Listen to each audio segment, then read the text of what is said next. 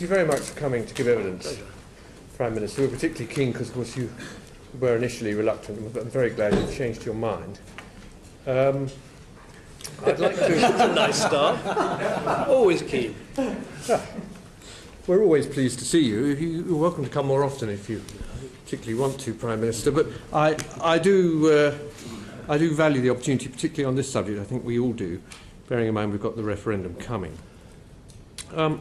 Perhaps I can just begin by quoting what you said in your Chatham House speech as an opening question. You said, if we can't reach an agreement, that's the agreement you've negotiated, if Britain's concerns are met with a deaf ear, we will have to think again about whether this European Union is right for us. Is the current EU, without the renegotiated package, right for us? Without the renegotiated package? Well, that's not the choice we have, and that was the choice I was determined to avoid. I thought that would have been a bad choice if we'd said to people, you can either stay in this organisation, which we think has failings that need to be addressed, or you could have to leave altogether with all the risk that entails. And so I was determined to avoid that choice by having a negotiation, which I think was conducted successfully. But what I'm asking is, in the absence of the renegotiation, would you have argued for leaving? Well, I've never argued for leaving. I mean, I haven't spent my political life arguing for leaving. I've said I think we're better off in a reformed Europe, and as Prime Minister I've had the chance to deliver a reformed Europe. I'm not saying that what we've achieved solves all of Europe's problems. I've even said on many occasions before it doesn't even solve all of Britain's problems with Europe, but nonetheless it does address some of the key problems. It was a successful negotiation. But I do, when I said, if, as in that speech, and I've said it many other times, if this organisation had rebuffed one of its leading members and contributors and said, look, we're simply not going to address these things, we're not prepared to talk to them, we at that point would have had to say to ourselves, well, is this really an organisation for us if it's so deaf to the proposals of its members? Now, I'm glad that it did respond. I'm just asking what you meant by that, Prime Minister. I'm asking whether you would now be arguing for withdrawal. Well, I haven't, in my political career, I have not argued for leaving the EU. You've said that already, but I'm asking, seeing as this is not a hypothetical question, this is it is a hypothetical question because we don't. It would be. It is because we don't have a choice. It's not a hypothetical question. We don't have a choice of leaving the status quo. The EU or staying is the current EU. It's not something that we have to imagine. It's the one we're in. The hypothetical question is what the EU will look like after the renegotiation. We don't know how that will work.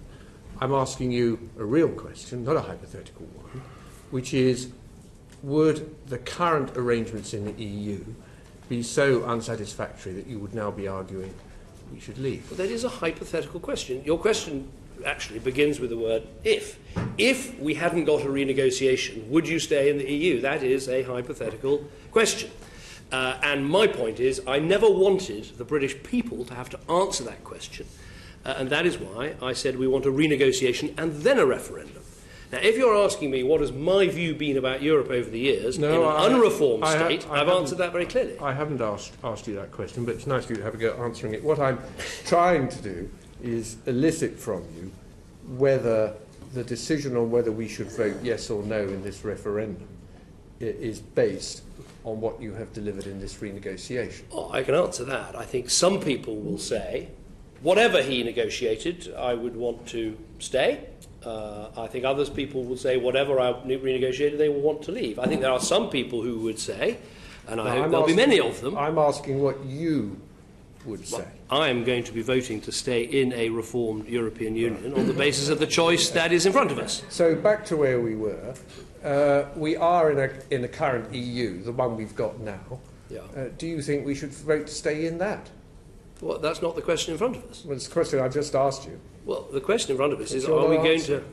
Well, I don't know where you're going with this. I mean, I stood for Parliament in 2001. I stood in 1997 unsuccessfully. And then I said, in 1997, Britain should not join the single currency, but I did not oppose our membership of the EU. And all my political life, I've been in favour of staying in, but getting reform. And as Prime Minister, I've had a chance to deliver that reform, and I would argue from a standing start we've delivered more reform than people have done in the past or people expected, and on that basis I'd recommend people staying.